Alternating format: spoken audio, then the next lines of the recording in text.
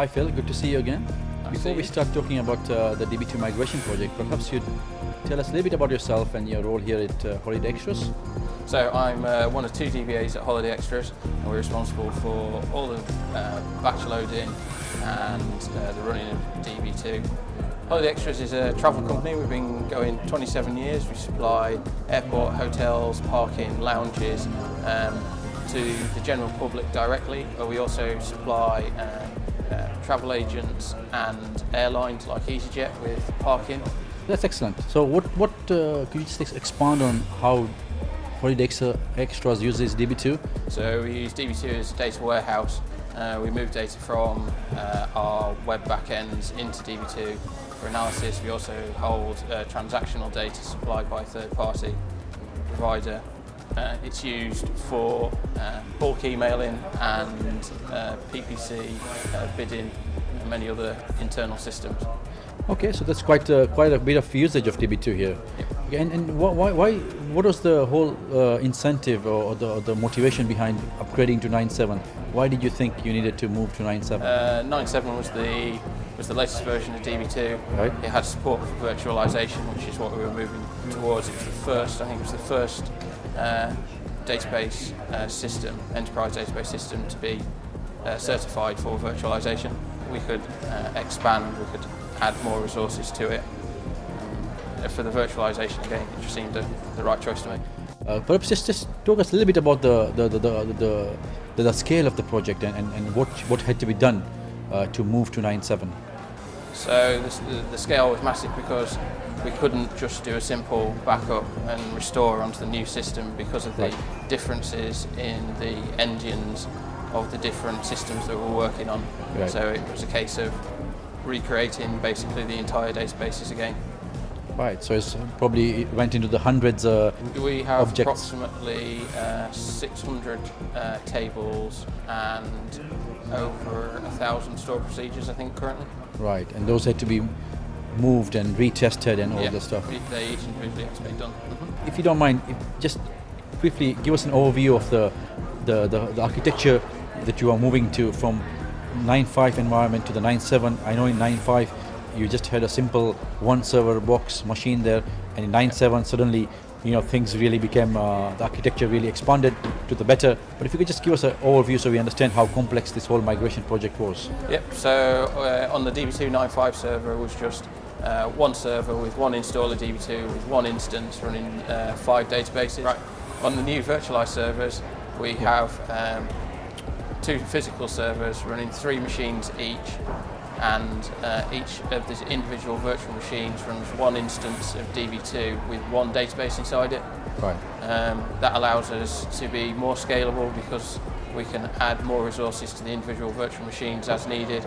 Allows us to be more reliable because now if one of the machines is affected by a problem, we can just bring that single machine down, whereas on 9.5 we bring down all the databases and stop the business from using the data. Perhaps you can sort of expand on how Triton, what role Triton played in the migration project and how we helped you achieve the goal. Yep, so Triton provided the expertise and knowledge that we don't have in-house. We're relatively well read on DB2, we just don't have the experience of actually doing these things. So Triton provided the experience and the knowledge and know how to get these things done quickly because we were floundering on things like LDAP, how to get that working properly. In such a massive project, migration project, upgrade project, there's bound to be challenges, right? One particular challenge I remember that comes to my mind was the configuration with DB2 and LDAP when we uncovered a security flow in which a user could, from a client, could log on to the system using any name.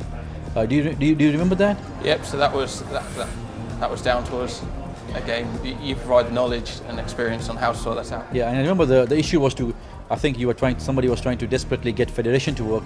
So in addition to the federated database manager configuration parameter, someone inadvertently also enabled the fed no auth DBM configuration parameter.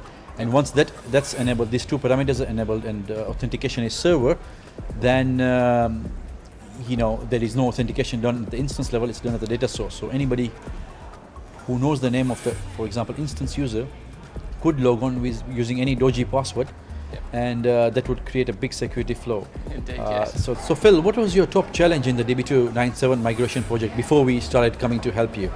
So on our old server on 9.5, we had a lot more memory available to the whole instance, whereas in the virtual machines we had a lot less memory available, and we were struggling with getting that allocated to the buffer pools in an appropriate way, and we were running out of memory quite frequently. Yes, I remember that. Nobody sort of knew what would happen, and so what we did is we leveraged the alternate page cleaning algorithm, the more proactive algorithm DB2 has, by setting the registry variable, DB2 alternate page cleaning, enabling it, and that really helped the situation. Right? And I remember, because you were so engrossed in in just moving the stuff, that you couldn't see what new features of DB2 9.7 you could leverage. Yes, correct. And it was nice that we came in and pointed all these new features out to you: storage optimization, range partitioning, the online reorgs. So I think that really helped with the skill transfer as well. And now I know you're blogged about all these different things as well, and you're happily using that in your daily work, aren't you? Expanding my knowledge no end. As you say, we couldn't see the wood for the trees, so that's right. It was good having Triton. Yeah, no, it was a good experience. Yes. So the result was more scalability, Correct. more resilience, Yes. More performance. Yeah. So it's all good stuff. Correct. What was your most, the feature that you liked most in 9.7? The feature we like the most is the storage optimization. Storage optimization allows you to compress the data that you have. We found that you get up to 5 times compression of data. It allows you to store more in buffer pools, so then you can query data quicker because your data is held in memory. Excellent. So now, what are the next steps for Holiday Extras moving on after you moved to this new environment? The migration project was quite a success, I believe. Yes. What are the next steps for Holiday Extras? So the next steps is we're moving our virtual machines to the data center. In the data center that's in Maidstone, we'll be able to have access to more resource. We're also looking at integrating with new products, some of the new IBM.